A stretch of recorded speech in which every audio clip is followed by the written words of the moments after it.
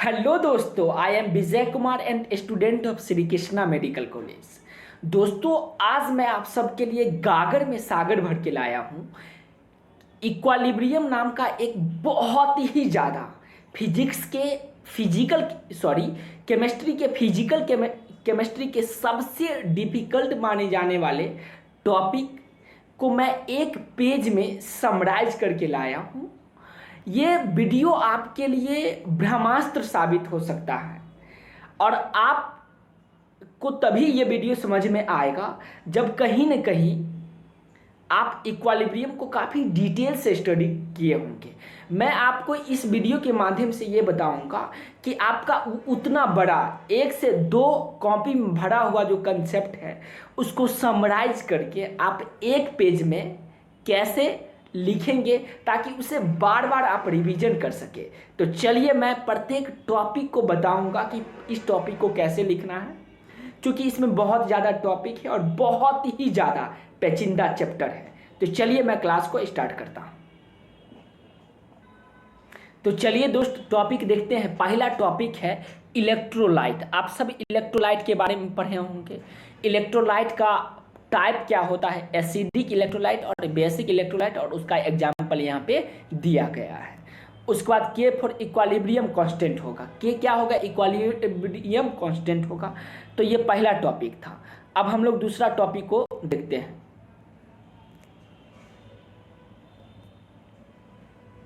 देखिए दूसरा टॉपिक को यहाँ पे दिया गया है। इस टॉपिक को ध्यान से आप समझने का प्रयास कीजिएगा। रिवर्सिबल रिएक्शन पढ़े होंगे और इरिवर्सिबल रिएक्शंस। तो रिवर्सिबल रिएक्शन और इरिवर्सिबल रिएक्शन से रिलेटेड जितना भी इंपॉर्टेंट पॉइंट है उसको यहाँ पे समराइज किया गया है। इसे आप लिख लीजिएगा। एक फार्मूला पढ़े होंगे, बहुत ही इंपॉर्टेंट फार्मूला है, delta G not equal to 0। ये इक्वालिब्रियम कंडीशन पे और उससे रिलेटेड जो भी कंडीशन टर्म एंड कंडीशन है उसको यहाँ पे दिया गया है। तो आप इसको लिख लीजिएगा। अगला टॉपिक देखते हैं। इसी में केसी और केपी के बीच का रिलेशनशिप, केसी और केपी के बीच का रिलेशनशिप यहाँ पे दिया गया है। इस कंडीशन को भी आपको याद रखना है। देखिए यहाँ पर केसी और केपी के बीच का रिलेशनशिप है और उससे रिलेटेड जो भी इंपॉर्टेंट पॉइंट है यहाँ पे समराइज किया गया है। अब दूसरा फार्मूला देखते हैं। KP equal to KC into R T के पावर डेल्टा एन जी। ये महत्वपूर्ण फार्मूला है और उससे रिलेटेड जितना भी कंडीशन है उसको यहाँ पे समराइज कर दिया गया है।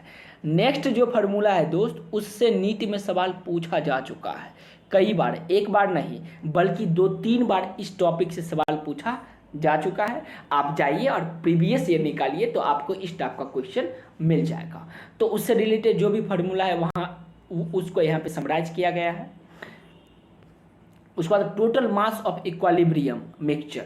इक्वालिब्रियम मिक्सचर में जैसे एन निकालने के लिए जो कंडीशन है वो कंडीशन को यहाँ पे समराइज करके दिया गया है और इस फार्मूला को आपको याद रखना। ये देख रहे हैं पूरा बात यहाँ पे दिया गया, समेशन ऑफ स्टोइचोमेट्रिक कोएफिशिएंट प्रोडक्ट का और समेशन ऑफ स्टोइचोमेट्रिक कोएफिशिएंट रिएक्टेंट का, ठीक है, एन इक्वल टू। तो ये फार्मूला है, उससे रिलेटेड जो कंडीशन यहाँ पे दिया गया है। एम ऑब्जर्व्ड के लिए ये कंडीशन है। इस कंडीशन को भी आपको याद रखना है। नेक्स्ट कंडीशन पे जाते हैं।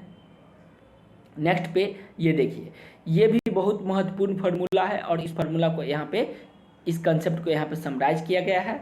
पी फॉर प्रोडक्ट होगा, आर फॉर क्या होगा, रिएक्टेंट होगा, के इक्वालिब्रियम बड़ा या बराबर होगा 10⁻³ और उससे रिलेटेड लिमिटिंग रिएजेंट फाइंडिंग करने के लिए भी आपको पूछा जाएगा तो आपको बनाना होगा। और देखिए ये जब के क्यू बड़ा होगा या बराबर होगा 10⁻³ से और जब के क्यू छोटा होगा 10⁻³ से तो उससे रिलेटेड जो कंडीशन है उसको यहाँ पे समराइज किया गया है। नेक्स्ट देखते हैं amount alpha equal to amount of dissociation बटा अमाउंट ऑफ डिसोसिएशन अल्फा। तो उससे रिलेटेड जो फार्मूला अल्फा जो था उससे रिलेटेड जो भी इंपॉर्टेंट कंसेप्ट है उस कंसेप्ट को यहाँ पे इस पॉइंट में समराइज किया गया है। फिर ये भी बातें हम लोग पढ़ लिए थे, ये सब पॉइंट हम लोग देखे थे। देखिए दोस्त, ली चिटालियल प्रिंसिपल बहुत ही इंपॉर्टेंट, इस चैप्टर का सबसे इंपॉर्टेंट टॉपिक में से एक है ली चिटालियल प्रिंसिपल। और उससे रिलेटेड जो भी कंसेप्ट है सब कुछ समराइज यहाँ पे किया गया है, जैसे इफेक्ट ऑफ कंसंट्रेशंस, प्रेशर का क्या इफेक्ट होगा, वॉल्यूम का क्या इफेक्ट होगा, टेम्परेचर का क्या इफेक्ट होगा, रिएक्टेंट पे एंड प्रोडक्ट पे, कब फॉरवर्ड रिएक्शन हो जाएगी और कब बैकवर्ड रिएक्शन होगा, ये सारा पॉइंट को यहाँ पे समराइज किया गया है। तो इस पॉइंट को भी आपको लिख लेना है। उम्मीद करते हैं ये वीडियो में जो कंसेप्ट है काफ़ी इंपॉर्टेंट लग रहा होगा और इसे आप लिखते जा रहे होंगे। उसके बाद देखिए यहाँ पे ओस्टवाल्ड डाइल्यूशन प्रिंसिपल, ओस्टवाल्ड का डाइल्यूशन प्रिंसिपल, ओस्टवाल्ड साहब दिए थे डाइल्यूशन प्रिंसिपल, उसको यहाँ पे दिया गया है। पीएच कैलकुलेशन, पीएच कैलकुलेशन धड़ल्ले सवाल इन दिनों पूछा जा रहा है, पिछले 2-3 साल का क्वेश्चन उल्टा करके देखिए इक्वालिब्रियम चैप्टर से, तो पीएच का कैलकुलेशन के लिए और उससे रिलेटेड जो कंडीशन है सारा कंडीशन यहाँ पे दिया गया। पीएच निकालने के लिए, पीओएच निकालने के लिए, फिर पीएच के लिए 14 माइनस लॉग ओएच माइनस होगा, फिर pH equal to 14 minus pOH, ये सारा फार्मूला आप काफ़ी डिटेल से पढ़े होंगे। स्ट्रॉन्ग एसिड के लिए ये कंडीशन होगा।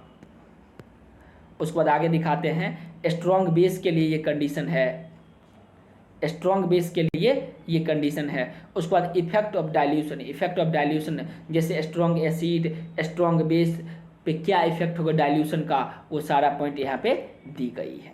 और ये देखिए ये जो फार्मूला है, इस फार्मूला से भी नीट में सवाल पूछा जा चुका है। और आप जो भी टेस्ट सीरीज फॉलो करते होंगे, चाहे वो आकाश का हो, एलिन का हो, पीडब्ल्यू का हो, अनअकैडमी का हो, या जिसका भी आप लिए होंगे, उसमें देखिएगा इससे रिलेटेड सवाल जरूर पूछा जाएगा या तो जा चुका होगा। मैं काफ़ी शॉर्ट में इस वीडियो को करने का प्रयास कर रहा हूँ, फिर भी टॉपिक बहुत ज़्यादा है इसमें। बफर सोल्यूशन, बफर सोल्यूशन से रिलेटेड भी आप पढ़े होंगे। बफर सोल्यूशंस देखिए एसिडिक बफर, फिर बेसिक बफर, फिर उसके बाद एसिडिक, ये देखिए एसिडिक के लिए, बेसिक के लिए ये सारा कंडीशन दिया गया बफर सॉल्यूशन के बारे में यहाँ पे दिया गया है।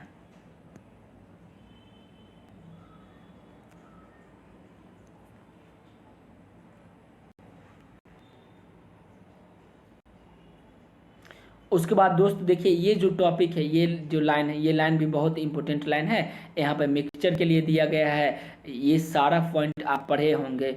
Anionic hydrolysis of cation, cation का एनायनिक हाइड्रोलाइसिस, हाइड्रोलाइसिस से रिलेटेड जो भी कंसेप्ट है सभी कंसेप्ट को यहाँ पे समराइज किया जा चुका है। H equal to formula H equal to √K/A.Kb होगा। पीएच कैलकुलेशन करने के लिए यहाँ भी दिया गया है पॉइंट। ये सारा पॉइंट समराइज किया जा चुका है, आप इस पॉइंट को बढ़िया से लिख लीजिएगा। और कोई भी प्रॉब्लम हो तो कमेंट बॉक्स में आप बताइएगा, मैं उस टॉपिक पे काफ़ी डिटेल से वीडियो लेकर के आऊँगा, ताकि आपको ये वीडियो ये चैप्टर पूरा पूर्ण रूप से समझ में आ जाए। एक बार मैं फिर से आपको दिखा दूँ कि इसमें अभी तक हम लोग क्या क्या देख लिए।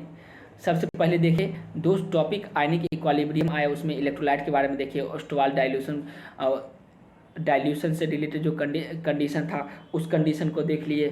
उसके बाद देखिए पीएच कैलकुलेशन से रिलेटेड स्ट्रॉन्ग बेस के लिए, स्ट्रॉन्ग एसिड के लिए इफेक्ट ऑफ डाइल्यूशन देख लिए। उसके बाद इधर भी महत्वपूर्ण टॉपिक था, ये सब रिवर्सिबल रिएक्शन, इरिवर्सिबल रिएक्शन, केसी और केपी के बीच का रिलेशनशिप देखे, अल्फा कैलकुलेशन करने के लिए भी देखे। उसके बाद देखे एम ऑब्जर्व्ड के लिए फार्मूला देखे, ली चिटालियन प्रिंसिपल देखे, बफर सॉल्यूशन देखे। ये सारा पॉइंट को आप बढ़िया से इसको उतार लीजिएगा, ठीक है। और उम्मीद करते हैं ये वीडियो आपको समझ में आया होगा। यदि कोई प्रॉब्लम है तो कमेंट बॉक्स में बताइएगा। और तब तक खुश रहिए और खुशियाँ फैलाते रहिए। फिर मिलते हैं नेक्स्ट वीडियो के माध्यम से। धन्यवाद दोस्तों।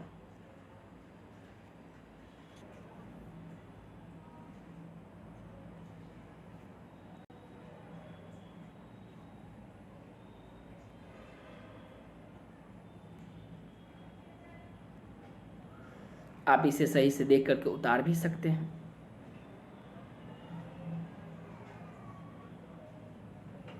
इधर का पॉइंट देख लीजिए।